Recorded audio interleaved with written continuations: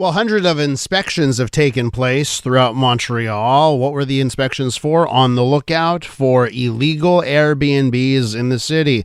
But despite those hundreds of inspections, only a handful of tickets have been given out by the squads that are looking for these illegal Airbnbs. The squad was formed last summer, and they've carried out 330 inspections in areas where there is a fear of Airbnb-type platforms.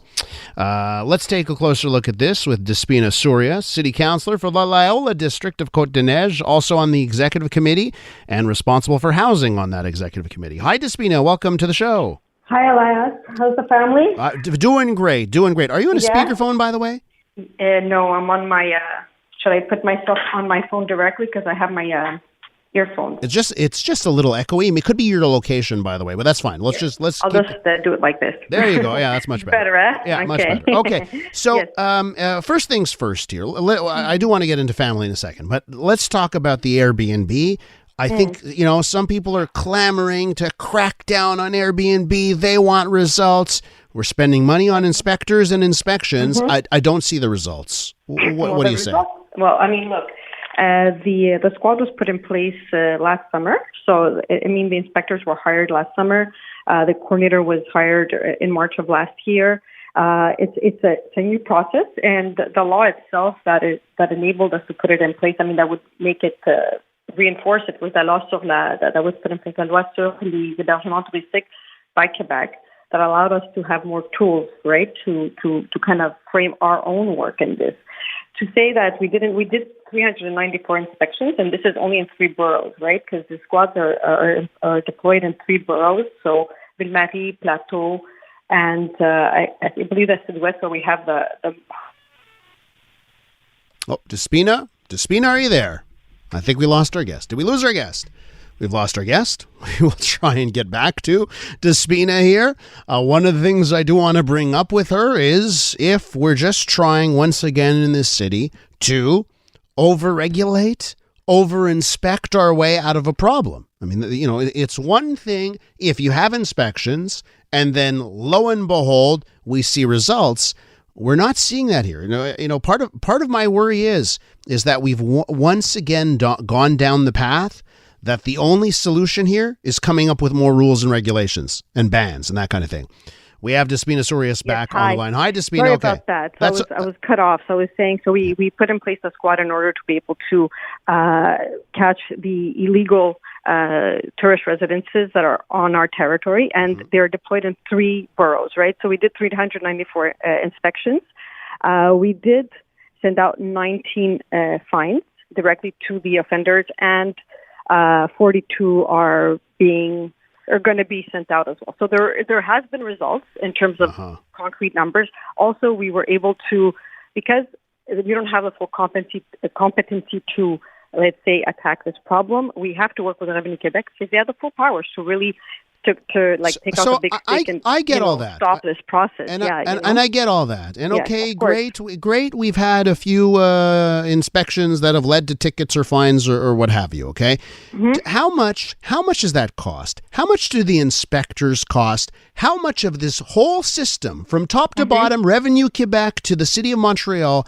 How much does that cost? And the reason I ask that is because in my mind, I wonder about you take those same resources into building housing, building hotels, building places because there's clearly a market demand. And I'm wondering if we're just spending money on inspectors and bans when there would be a better use of the money. Well, inspectors are important because they also allow us to make sure that everything that we want to happen on our territory is happening according to the regulations that we have. So they have a function to play. Now, we're talking about building housing and building hotels. And building housing is another element that is super important, of course, and it's just something that will help us fight the housing crisis that we have. This is just one piece of the puzzle to ensure that our rental housing stock stays available, stays knowing that we have a housing crisis, that it stays available, and that it follows the rules and regulations that we have in place. So for us, it's important just as much as we want to build, and we are working to build all kinds of, not ourselves, but working with the different partners who are doing it to make it happen. We also need to have to ensure that it's happening within the framework that we are living in. So why is the record so atrocious? I hate to be very blunt with this, right? But the 6 years of Projet Montreal, it's an atrocious housing record. It's not right. You're wrong about that. Tell me why. We built 58,000 units since we've been in power. So that's 2018 to today. People are all, here, you're saying that we're not putting enough mise en chantier. We have more mise en chantier than the previous administration. We're at nearly 9,000, over 9,000 a year versus Cote's administration. They were 7,000 a year. So it's the need. So why didn't rents rise as much during those Cote years? The last 6 years has seen an astronomical jump in the cost of housing. There is, I agree with you, but it is the full control of the market in Montreal's hands. You have to think it's an economic phenomenon that's happening around the world. All cities, talk to any other city, they're living the same issue. Mm-hmm. We were in Canada. We had we're still more affordable than other cities, but we are living in an affordability crisis. There is a housing crisis. All the levels of government are working on it or thinking about how to do something about it. Mm-hmm. And I see that Montreal has been very proactive in ensuring, to ensure that our city stays affordable for people to be able to live in it. So we're buying land to be able to feed it to different projects that are being developed. We're looking at, we have developed, even in terms of the sanitation conditions, we have to also think of protecting what we have already, because if that goes down, then we're also going to lose a lot of the housing market that we have already. So, Despina, here's the question I ask lots of politicians, not just you, I ask this all the time. If you had magic wand, powers, snap my fingers, you can make things happen powers, okay? Mm-hmm. And I said to you, when you snap your fingers, one of two things will happen, you get to choose. 100,000 luxury condos or 10,000 affordable housing units. Which one would you pick? Well, I would say it's a hard question. It's not. It's the easiest question in the world. For me, it would be, of course, I would want it to be affordable, but it's such an extreme. It's such an extreme question. No, but that's the point, right? So that's the point. It's extreme on purpose, right? 100,000 more units of anything would make housing better versus 10,000 units of anything. So it's the easiest question in the world, but people are so afraid to pick the word luxury that they go with the wrong answer. Well, I mean, this is crazy to me. You're saying that the market, because the offer will be higher, will reduce the costs of housing, right? Yeah.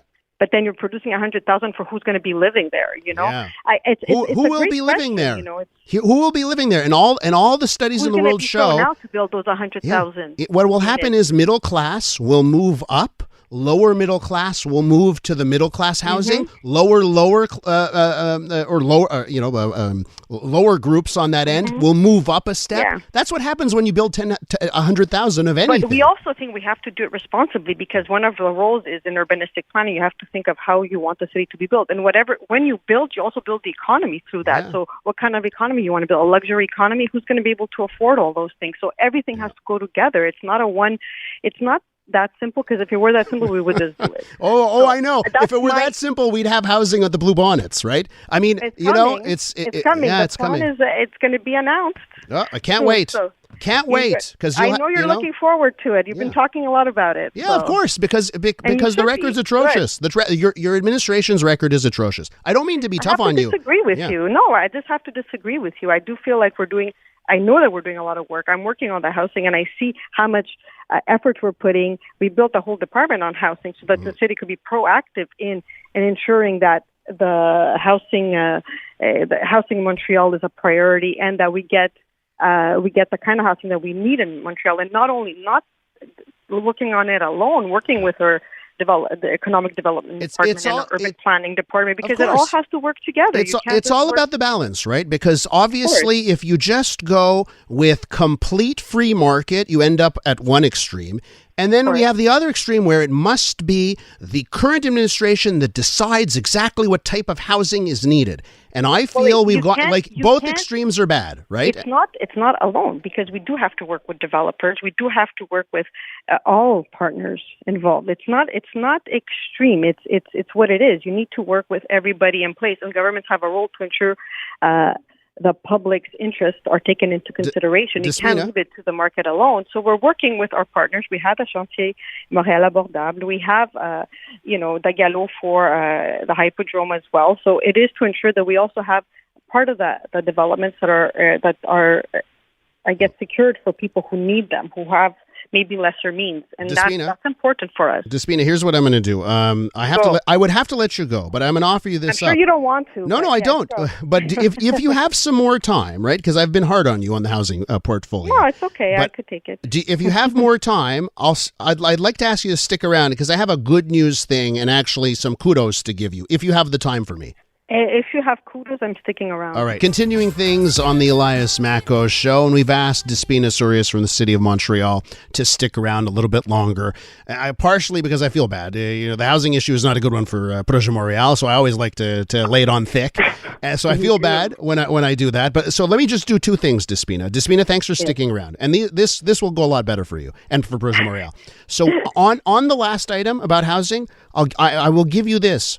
When I have the Ensemble Montréal people on, okay, this is the opposition party, I ask them the same question. They answer the same way you did, okay? So I just want to point that out. Everyone is afraid of math and the word luxury and refuses to answer that question. So you're not alone. So, I see it on the text message line, like people are piling up on this, but it has to be said. Ensemble Montréal is in complete agreement with you on that. So maybe I'm the one who's wrong because everyone else disagrees. Okay, so there you go. 1 point for you on that end. Here's the second point I want to give you. Okay. And I want to give you the kudos, right? And I haven't talked to you on air about this. And that is the baby box. So, yes. Okay, Olivia and I, my fiance and I, we gave birth at the beginning of January to a beautiful baby boy. And because they were born in 2024, we got to go to the library down the street and picked up the baby box. You were responsible for the baby box initiative, weren't you? Yes, I was working on that. Yeah, well, bravo. Okay, I just want to say that this box was amazing. All of the items were high quality, good stuff. I don't know if you want to just take a few minutes here, a moment here. Tell our listeners about the box and how you made the decisions of what to put in it. Yeah, well, it was a bit of a long process, but for us, it was important to support families. We have different measures to support families, across the board, and this was one of them to provide useful, fun, and ecological products to families so that they could access the city better. So it was a way to connect families to the city, especially for families that have maybe less means, to get this beautiful box with all these great items, which, you saw them. They're really, like you said, good quality. So it was a process working with our communication services, working with our inclusion service as well at the city, and working. It was really just a wonderful process. But for us, it was important. It was an electoral promise as well to provide this kind of a little helping hand to families. Again, to connect them also to our services. It's, you get to the library, you pick it up from the library, so it's a way for them to... Yeah, and you have to sign up for a library card for your child at the same time. It's great. Like really an obligation, but a lot of people, it's also an incentive to get, to get involved in whatever we offer locally. So it's really that, the city becomes a really important part of your life when you become a parent, and all the services that we offer, whether it be extracurricular activities for kids. The library becomes a key source.